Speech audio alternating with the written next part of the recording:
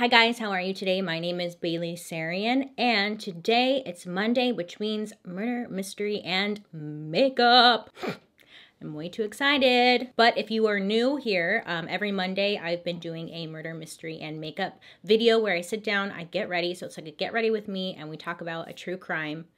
Somebody out there dying. Today's story is,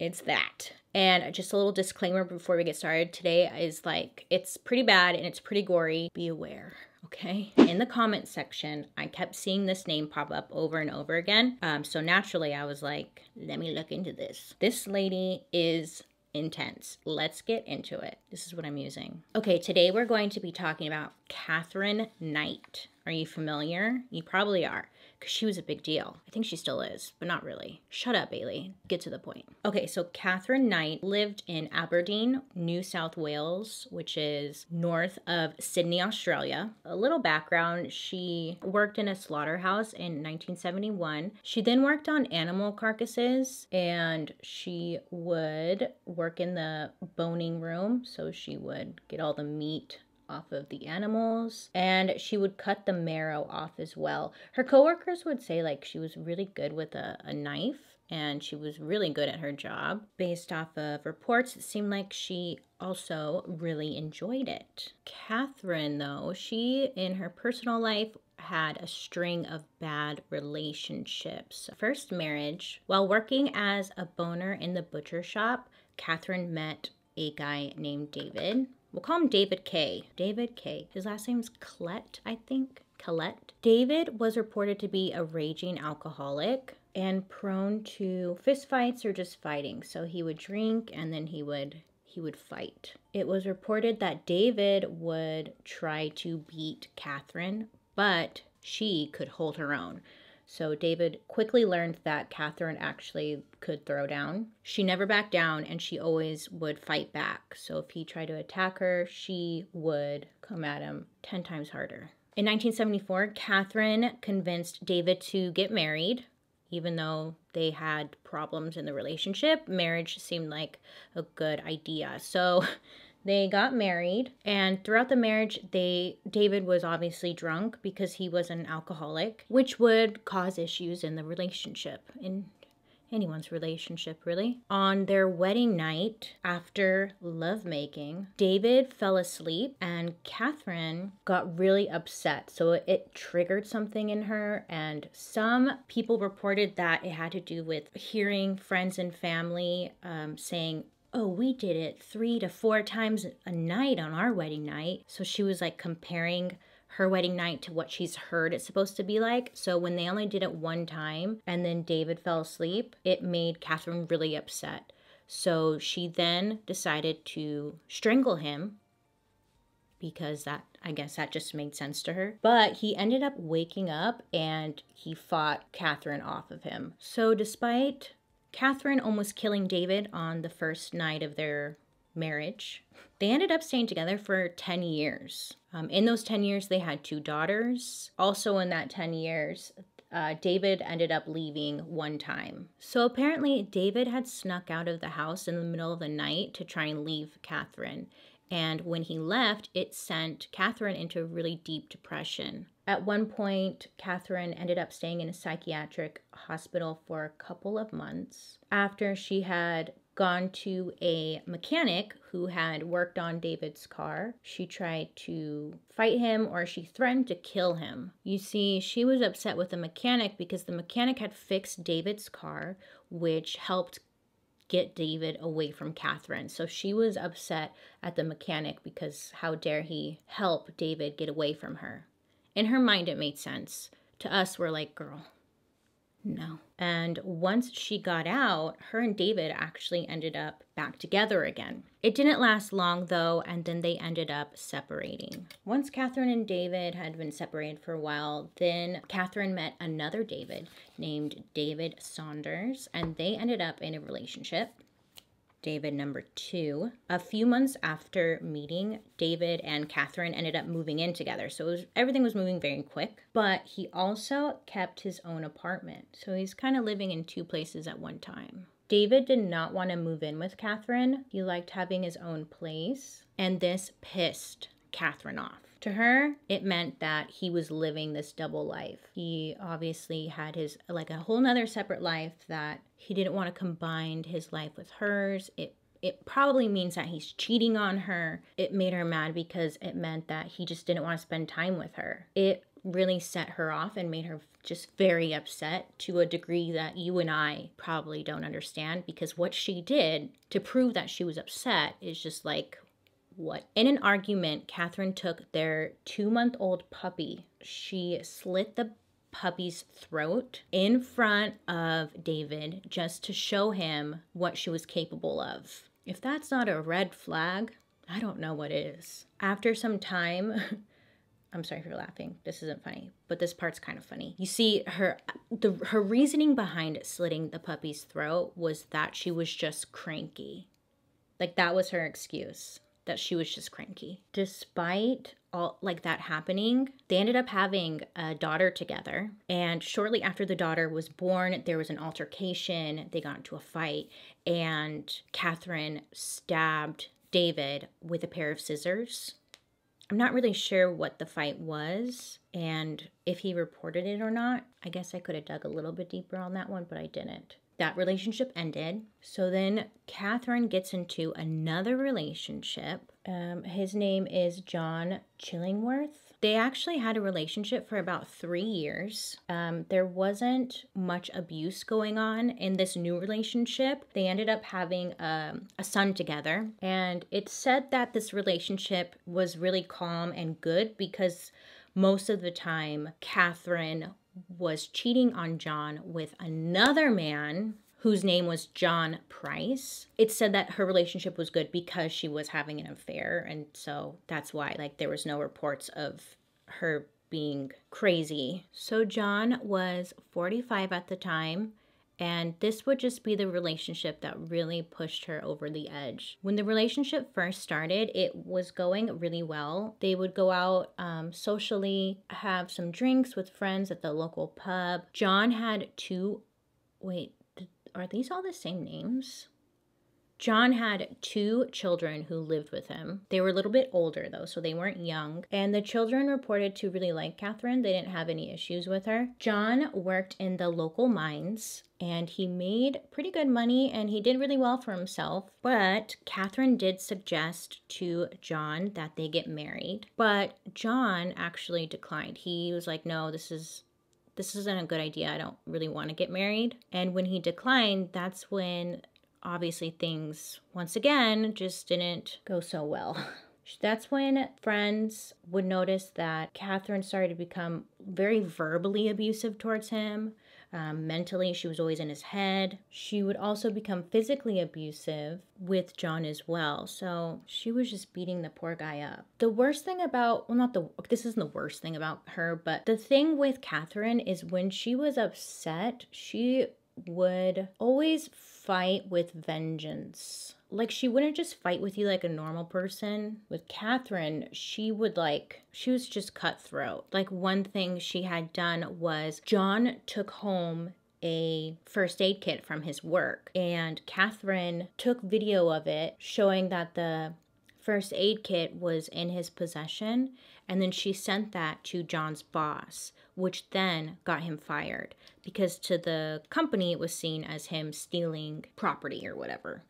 So she did that because she was mad at him that he wouldn't get married to her, but then she ended up getting him fired. So now John's like, dude, what the fuck? I mean, it turns out the first aid kit was only worth like $20. So it was really upsetting to John, and John actually ended up kicking her out of the house that they lived in, which was John's house. So John was fired from his job, and then he kicked Katherine out. They actually were apart for about 3 months, but somehow Katherine would always weasel her way back in with these guys. So Katherine would constantly pressure John to marry her. I don't know what it is with her in marriage. Like, she just wanted to be married. John refused, and it would just lead to more and more fights. Their friends and their family started to notice it even more. Anytime that there was an altercation, though, between Katherine and John, John would go tell a friend what was going on. That way he always had a witness or somebody who knew what happened, just in case Katherine wanted to flip the script and act like she was the victim in the relationship. So at least he was kind of smart in that sense. Like, he was trying to let people know, like, this is what happened. If you hear something else, then it's a lie. So eventually John ended up calling the police because he wanted Katherine out of the house. He wanted her gone and she wouldn't leave. So he called the police thinking that, you know, they could pretty much escort Katherine out of the household. He could get rid of her, just remove her from my house. But the police came back saying that John needed a court order to get her removed from the house. In February of 2000, there was a fight between Katherine and John, which ended with a chest wound. So Katherine tried to stab John, and she ended up going to police and reported that he was being violent towards her, and it was in self-defense. She then took a restraining order out against him. But these restraining orders, no matter like who got one, they would always end up back together. I think John knew that something was going to happen because he ended up telling coworkers if he ever goes missing or something happens to him, that it was Katherine. Katherine would kill him. So he was telling coworkers this, and really just like being open about it. He also sat down his boss and told his boss everything that was going on as well. And the same thing, if anything had happened to him, that it was Katherine. The bitch is crazy. So John ends up going to the courts because he wants to get Katherine removed from the house and also a restraining order against her. So he goes to the courts, he tells them everything that's going on, and he left there with a restraining order which would limit contact from Katherine. But of course they went ignored by Katherine. Like, she didn't give two shits.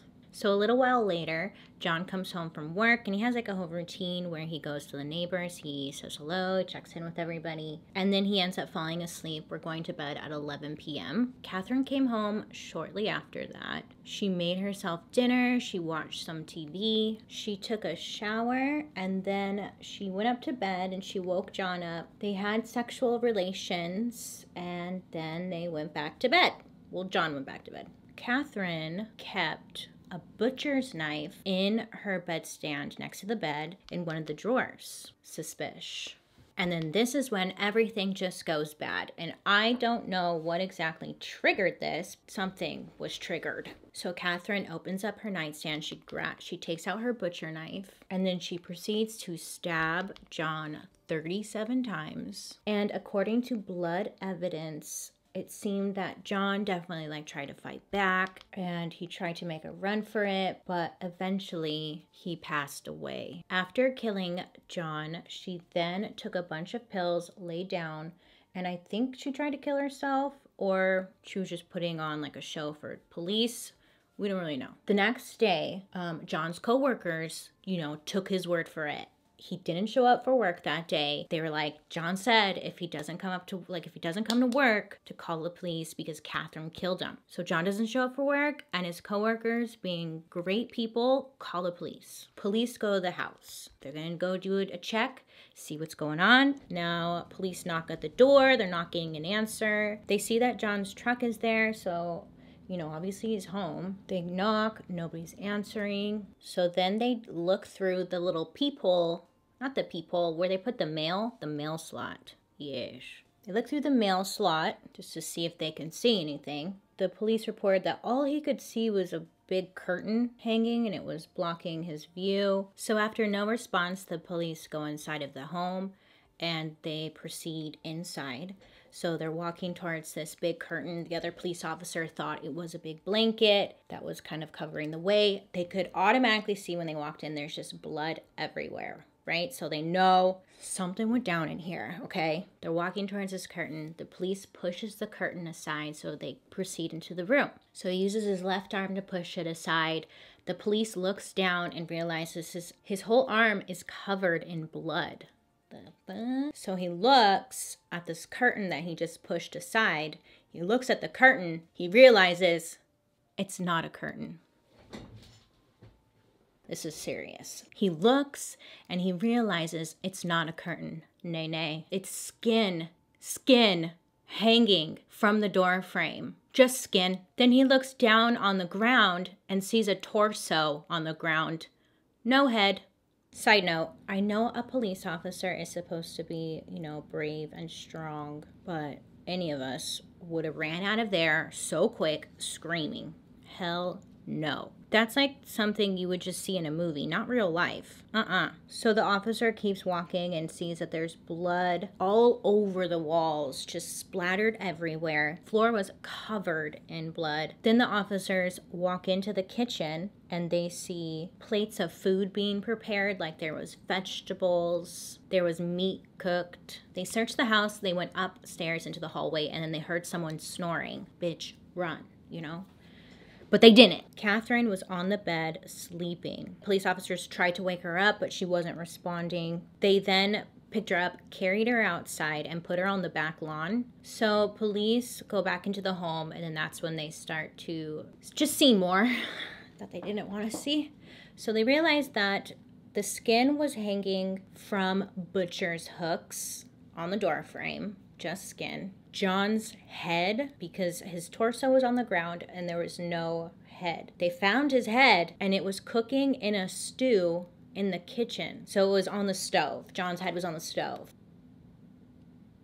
Forensic investigators show up to the house and instantly they notice a sweet smell. But it's like that sweet smell as if it's a body, I guess. Anyway, so they walk into the house and instantly they notice the flesh, the skin hanging from the meat hooks in the doorway. So forensic investigators determined that based off of the blood spatters, again, blood spatters tell a lot. More than I thought. Based off the blood spatters, they could tell that, okay, John was on the bed, right? Katherine stabbed him a shit ton of times. John then tried to get up, make a run for it. So he gets up off of the bed and there's blood on the light switch. So they were like, okay, so he must have been like reaching for the light switch. They then notice like down the hallway that there's blood swipes down the hallway. So they see, okay, so he's trying to run down the hallway. As it proceeded downwards, they noticed that the blood spatters were getting lower and lower. So John was like slowly falling downwards, probably because he's getting weaker and weaker. Then they noticed that the front door had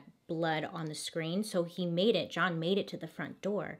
But then they saw on the ground that there was like this dragging motion of blood, so Katherine must have grabbed him and then dragged him back to wherever she was going with it. In the lounge room, that's where the torso was found, and that's where like the biggest pool of blood was. So I guess Katherine just laid him on the ground. That's where she skinned him. And at first I was like, dang, how'd she know how to skin him? Well, back when she was skinning the animals and stuff in the butcher place, that's where she learned her little tricks, I guess. So she skinned John and then she took his skin off and she placed it onto the carpet like next to her. And then they know that the head was still on the body when he was on the ground because there was like an outline on the carpet or the floor of where his head was. Forensic investigators assumed, okay, well, she then cut his head off and then she carried it to the kitchen because there were blood stains now leading into the kitchen where they assumed she carried his head. It's like hard to believe, honestly. It just sounds like something from a movie, right? Like, what? I made the mistake of looking up the images.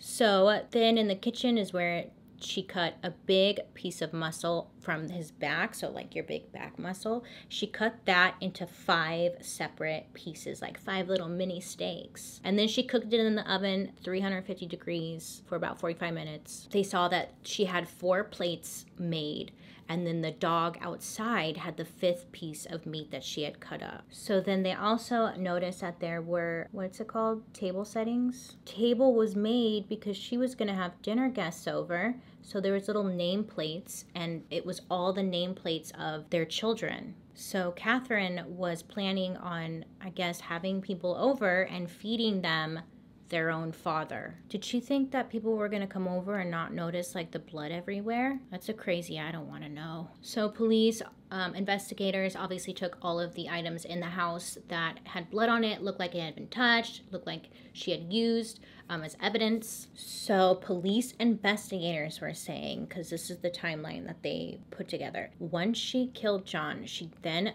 took a shower, she changed, she then took John's wallet, and she ran to do some errands. And they know this because at 12 a.m., John's bank card was used to take money out. They're assuming it was Katherine, that she took his card and she took out $1,000. What she planned to do with the money, nobody knows. They ended up never finding the money that she took out, so they assumed that she took out this money and then she buried it somewhere. So she was gonna go back and get the money, but they never found it. So Katherine was immediately detained and she was in a coma, I believe, for 5 days. So they couldn't interview her until she woke up. And of course, once she woke up and she was being interviewed, she had no memory of what happened before. They never do. The whole interview, she just wasn't giving anything away. She does eventually accept the fact that she killed John. She claimed that she killed him due to the long string of abuse that she was receiving from John throughout their relationship. They never get like a clear story from her, like what happened, but she does admit that she killed him. Katherine's brother said that she told him she was going to kill John and get away with it because she was going to act crazy, which is exactly what she proceeded to do. Katherine originally in court pled not guilty, and then midway through the court trial, she ended up changing her plea to guilty, but she didn't give any reason as to why she did that. Nothing at all. She just was like, I want to change it, and she changed it to guilty. The judge was nervous about that because he knew exactly what she was going to try and do. She was going to appeal the case, saying that she pled guilty because she was insane at the time when she pled guilty. So she was just gonna say that she was not in the right mental state to plead guilty. So she's like, she just knew what she was doing. She's a pretty smart cookie, give her that. Psychiatrists actually ended up doing an evaluation on her and determined that she was definitely in her right mind, that she was not mentally unstable like she was saying she was. What kind of test they gave her, I don't know. I think we can all agree that she was mentally ill, because who in the right mind would do that, right? But, nay, you should not get off lightly for that, because that is disturbing. Throughout court, she did not show any type of emotion. She was just like, then out of nowhere, she randomly started acting crazy. She would start screaming at the top of her lungs, rocking back and forth, trying to portray this, nah, I'm sick, you know, which she's never done this throughout her entire life. So people knew that she was just acting. She just wanted to manipulate the situation. And the judge knew that. He was really smart, and there was an interview on YouTube that I watched where he was like breaking it all down, and he just knew exactly what she was doing. The judge determined that she would get life in prison without the possibility of parole, and she's the first woman in Australia to get a life sentence with no chance of parole. So good for you, Katherine. No one fully knows what took place that night because Katherine still to this day like has not talked about it, and no one knows like what she did with the money. What did she do when she left the house? What the hell was she doing? Like what? In 2006, Katherine did apply to appeal. She claimed that her life sentence was too severe for her crime. She did. Obviously rejected this appeal and said, no, Katherine.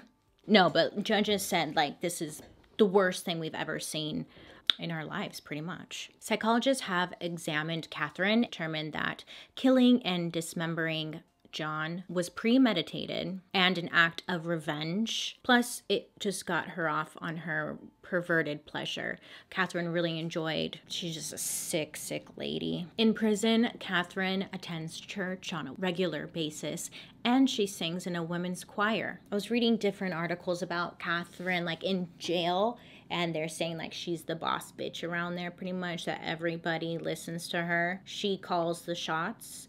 and I don't know if she'll ever come clean about what she did that night. And that concludes the story about Katherine Knight. So I think we can all agree that Katherine was not well. And poor John, his life was taken from him because of Katherine. I don't know why she was that way. I don't think any of us will really know why she was that way. So let me know what you think down below.